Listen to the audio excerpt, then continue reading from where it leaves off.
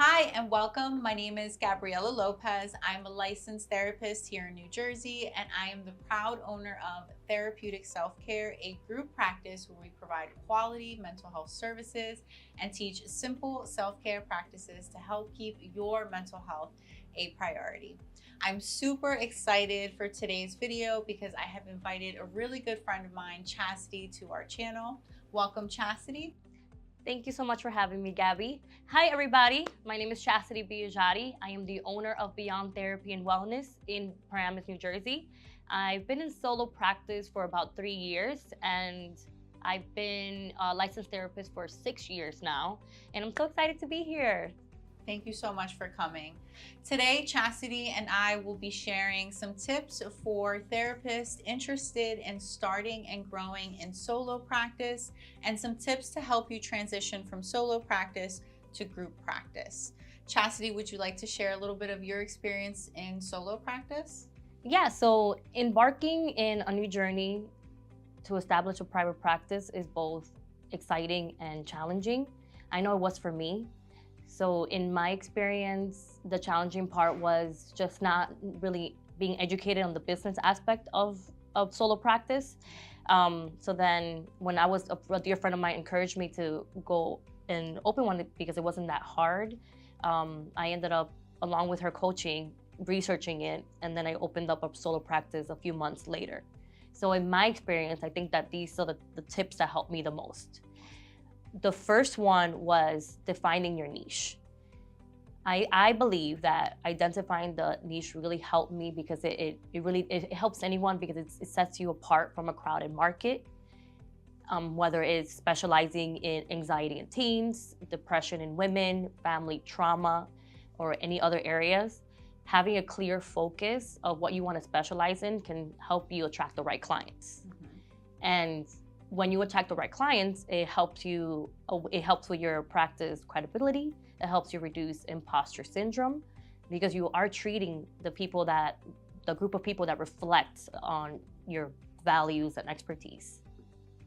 And so that I found that part really helpful for me, and that helped me kind of lead the way of running my practice. So the second tip for those who are interested in running a solo practice would be to invest in a good quality EHR system.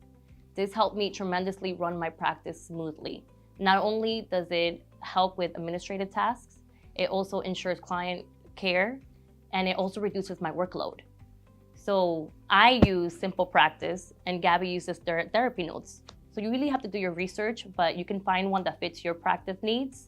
Just look for features that offers billing integration, telehealth capabilities, and client records, and even legal documentations. You could even have a lawyer look into those legal documentation so they can ensure your state's compliance, legal and ethical compliance. Yeah, that's a wonderful point. I really love the tips that you're giving. And it also brought up another important point to have malpractice insurance. I think as a new therapist, we tend to forget how important it is to have malpractice insurance as soon as you start. Right, yes, it really does give me a peace of mind to know that my practice is compliant with the legal requirements. Yeah. That was really helpful. Awesome.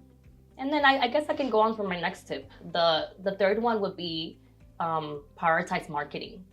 I think having a strong online presence is essential to finding the right clients that fits your niche.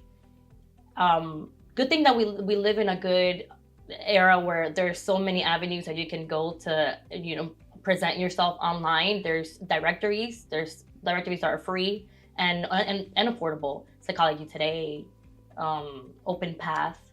Those things are really important to kind of set you apart from everyone else. There's also Facebook networking where you meet other therapists and you can network with other ones and they can offer referrals. And then lastly will be social media, getting a website, Instagram, get your name out there. That way your brand can build more credibility that way. And Google My Business, right? Yes. It's also free marketing Absolutely. tool. Google My Business, and I think that you could run some ads too there, but that's a different thing. It's a whole another ballpark. Yeah. No, but really helpful, because I know for us, the reviews, right, on Google, when clients do eventually leave a review of their experience, I think that can help attract new customers to see what their experiences have been with us. So that's really important. Yes, absolutely. So yeah, those are the 3 tips that helped me run my solo practice as smooth as it is now. But now I'm at a point where I could use some help, and I've been exploring the idea of expanding to a group practice. So what would you advise those who are in my shoes that are interested in transitioning to that? Absolutely. I would love to share with you a couple of tips that I've learned in the last few years of starting and growing a group practice. So the first tip I would like to share with our audience is obtaining your ACS, which stands for Approved Clinical Supervisor. It's an additional certification that I received after doing a training, a test, and paying some fees through the state of New Jersey. I was able to get this certification to supervise clinicians under me who are providing services to our clients. I'll explain a little bit in the next tip why that might be helpful. But the ACS has really helped me understand how to supervise and train our clinicians to fit our standards and expectations here in our group practice. So that's the first tip, getting your ACS. The second tip is supervisory billing. I encourage people to learn a little bit more about what supervisory billing is, but in essence, it is when the supervisor has their ACS and they are credentialed with the insurance and they are directly providing supervision to the clinician who is actually doing the direct service for the client. So for example, the 2 private insurances that we use that supports supervisory billing is Horizon Blue Cross Blue Shield of New Jersey and Aetna. These 2 insurances support supervisory billing and allow for your clinicians in your practice to see these clients and bill for these sessions with you just supervising them once a week and making sure that they're doing everything they need to do. So this could be really helpful because when you start to expand in your group practice, I think one of the biggest concerns that we have is, okay, I can get myself clients, but how am I going to get clients for my new clinicians that are now coming on board with me? So with the supervisory billing, it allows you to have more of those insurance referrals for your clinicians, be able to bill for those services so that you can then focus on just supervising and running and growing your private practice. So that's the second one. So the first one was the ACS. The second one was supervisory billing.